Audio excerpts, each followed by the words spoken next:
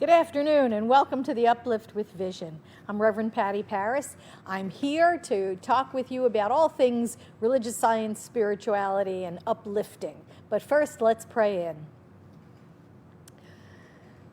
What a wonderful thing it is to come together in this one mind, this one life we call God, knowing that this universal intelligence is the energy that beats our hearts and breathes our breath, and it absolutely animates us, knowing that there is just the one life, the beloved, that stands behind all of the diversity of life. We know that is that energy which drives the entire universe, which has set the planets in their orbits and shine the stars and creates galaxies and absolutely creates everything. And we know that includes us. So we come together knowing everything is a meditation of spirit. Everything is an idea of God that includes us. We come together to remember that for ourselves and for each other. It is all God. It is all good. And so it is.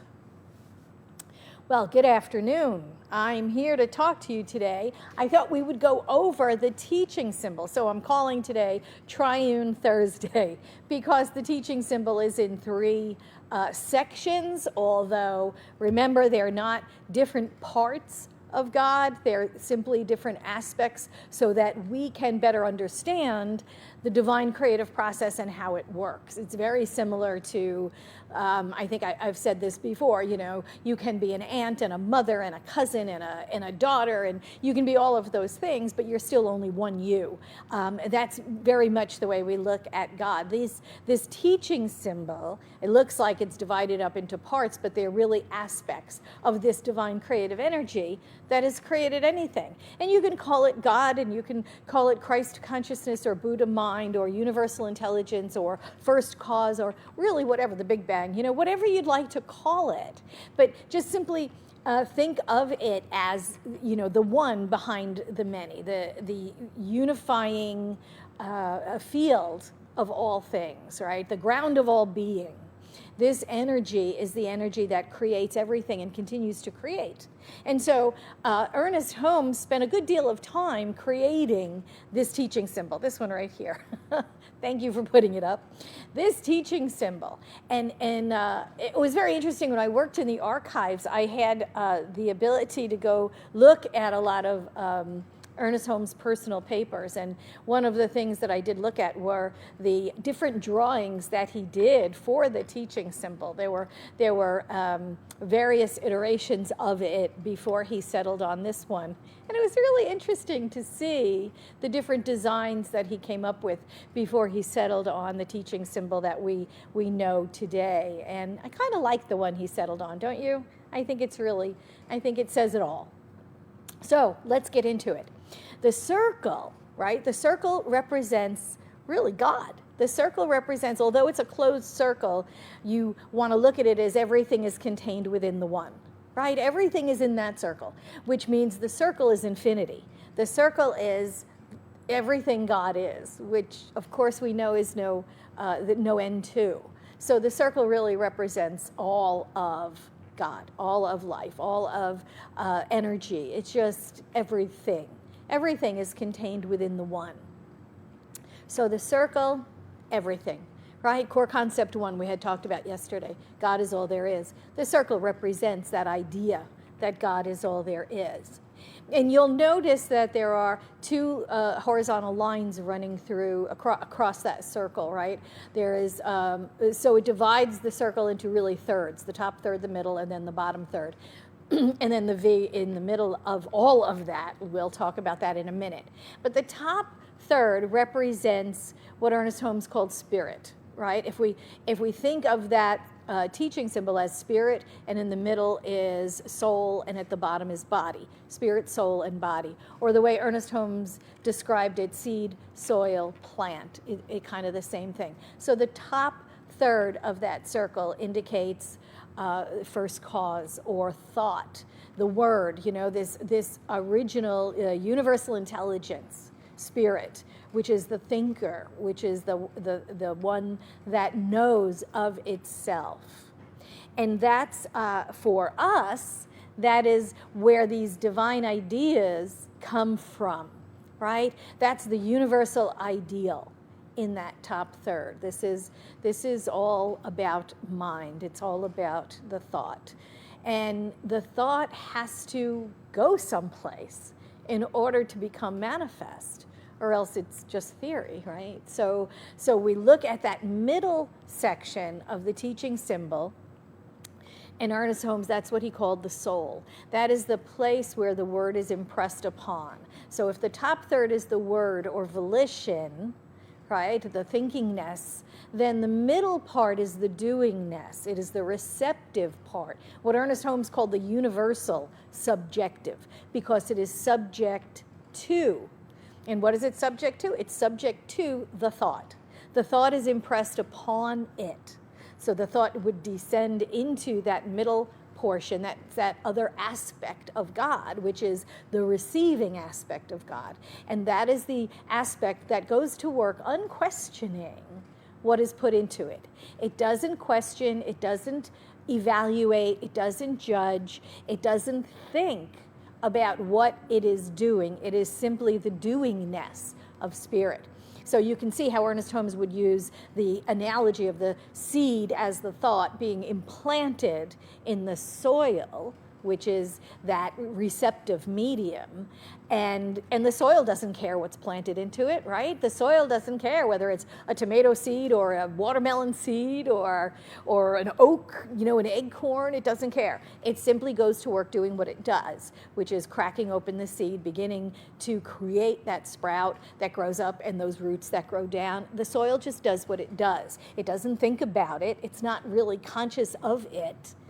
It's simply the doing nature of spirit. So this is the aspect that receives the word or the thought, and it creates. That's all it does, it creates. And then when you look down at the bottom third of that circle, the bottom third is the result. It is the manifestation. It is the body, what Ernest Holmes called, right? Spirit, soul, body. The bottom portion is the body. It's the plant. In Ernest Holmes' analogy, seed, soil, plant. So the bottom third of the teaching symbol is really the manifest universe. You and I, and everything that we see around us, the oceans and the clouds and the birds and the elephants, everything in the manifest universe is occurring in that bottom third of infinity, right? That bottom third of God. It is the manifest universe. It is what we see through the telescope and what we see through the microscope and everything in between, right? The manifest universe is in the bottom third. So that is the large portions of the teaching symbol. And then you notice the V that goes right through all of this. The V represents spirit's descent into matter. Right? So it begins up at the top of that V and it descends, and you see the bottom part, the point of the V ends up in the manifestation, right? It ends up as a physical outpicturing in our world of conditions. So the thought begins at the top third, travels through that middle third, through the soil, and then eventually it hits pay dirt. It sprouts. It becomes a manifestation in the physical world. And so that's really what the teaching symbol is about. Now, if you think of it as a V, you can think of it just as a V like this, that all of spirit descends into form at some point and becomes a manifestation. But if you look at it as a journey, going down the left side of the V is the descent of spirit into form, but then going back up on the right side of the V, you'll notice a little curve at the top of the V. Ernest Holmes created that little curve very purposefully. He wanted us to remember that this divine creative process is forever going on, that this descent into form and then return to spirit is forever going on. The divine creative process is forever going on. Spirit is forever creating form. That's what it does. It creates. And because we are a creation of the Creator, we are also forever creating. We are co-creating our own personal lives. this very same way, using this very same divine creative process. But we're doing it in the microcosm, in our little lives, in our small individual lives. Spirit does it in the macrocosm. Spirit uses the same divine creative process, but it's creating, worlds, galaxies, universe, right? In the real macro. And I wanted to read to you from Love and Law. This is what Ernest Holmes said. He said, "We send out the word, and it sets in motion the power. But if we begin to think the opposite thing, it gets the word as soon as it is thought. It then neutralizes the original word and destroys any possibility of its effect." That's the challenge we have. Of course, Spirit has no challenge like that. Spirit thinks, and the word is manifest, because there is no thinking the opposite thing, or thinking doubt, or wondering. God doesn't wonder whether or not its thought will become thing. It just automatically does. It only neutralizes in the mind of the human, because we're the ones that doubt our own thoughts. And so I want to talk a little bit more about that middle section, the soil, right, or the universal subjective, because it is subject to our thought. And that's great as long as our thought is clear. But it's when we become muddled, when we become confused, when we don't know what we're doing, right, that the universe is getting mixed messages from us. If we're thinking oranges and we're getting apples, we're having trouble being clear. And the lack of clarity occurs in that middle section for humans. Because that middle section, that subjective, universal subjective, is about human thought as well as the thought of the divine. That's where it goes. If you can think of the top third of the teaching symbol as the divine ideal, right? Beauty and love and joy. We're going to be talking about all of those qualities of God in the next couple of days. So if you think of that top third as those divine ideals, then as they travel down into that medium, they become personalized individually by us. The divine ideal becomes my personal idea. And then I go to work putting that into that universal subjective mind, and then it'll eventually outpicture as a condition. But in that universal subjective mind are also human race consciousness, greatest thoughts, greatest fears, greatest doubts, greatest everything. Every thought every human's ever thought, every thought you ever thought, every thought I ever thought is also in that universal subjective mind. So you can see where a brilliant idea can get muddled, can get transformed, can get blocked, because of all of those thoughts in there that we may have about worthiness, about deserving, about success, about what it means to be me. And all of that is in that medium, that middle part. And so we can, our spiritual practice then is about clearing that up. Ernest Holmes had a quote here. It says, "An hour a day spent in silent meditation will not save us from the confusion of life." I love that. Will not save us from the confusion of life. Absolutely. We have to keep going back and clearing our minds, clearing our thought. Our spiritual practice really is a mind training. It's training our minds to clear up that middle part, so that when it comes to implanting a seed in there, we're very, very clear on what our intention is and what our expectation is and what the result will be. Ernest Holmes in, I think this was the Science of Mind textbook, he said this, he said, "If you have on one hand infinite principle which can make anything, which is a law which we have to prove, and then on the other hand our God-given power to use it, why do we not draw forth more? It is merely because we don't provide a greater concept. You hold an image up. It is the exact size, right? Let me say that again. You hold an image up, you hold an object in front of a mirror, and it will image in the mirror the exact size of the object. You hold a thought in mind, and it will image back into matter the exact likeness of the thought. You take this image that you hold in front of the mirror, and you change it ever so slightly, and it will change in the mirror. This is the same in the mental realm. So what Ernest Holmes is saying is that in order for there to be a greater out-picturing in our lives, we have to hold up a greater image to the mirror. We have to hold up a greater image. We have to plant a greater seed in the soil. We have to provide a greater concept of our desires in order for it to make manifest in the physical world. So our practice then is to clarify our intentions, clean up that middle part in our own personal lives, talk about and contemplate about and pray about all of those thoughts that we have that limit our own good, because they're all there in that middle part. They're all there in that universal subjective consciousness. So Ernest Holmes said this. He said, therefore, our whole philosophy, when it comes to dealing with the invisible for practical purposes or results, is this. Let the imagination lay hold of it. Let the feeling respond to it.